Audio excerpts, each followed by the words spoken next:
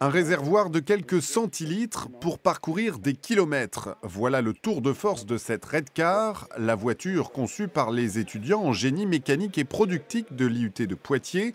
En apparence pourtant, l'engin est assez sommaire. On essaie de faire en sorte d'avoir du matériel qui se limite à l'efficacité en fait. Comme on peut voir ici, donc, le système d'injection qui a été installé cette année, donc, par exemple, qu'on a fabriqué et qui fonctionne avec une bouteille de coca. Donc, qu'on a recyclé. Donc, c'est les organes mécaniques classiques d'une voiture sans le confort habituel. Donc, évidemment, il n'y a pas de climatisation, de chauffage, des trucs comme ça.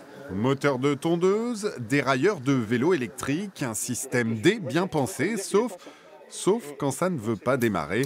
Il faut alors diagnostiquer la panne. Notre batterie doit être... Donc il y avait un câble qui s'était défait de son branchement. Du coup, forcément, le courant passait plus et le démarrage était complètement impossible. Donc c'était juste un petit souci électrique. Tiens là. Ouais. Hop.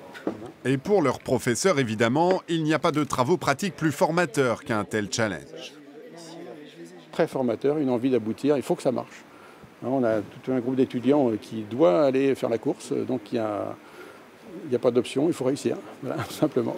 Reste à trouver le meilleur pilote pour un dernier essai avant le départ à Valenciennes.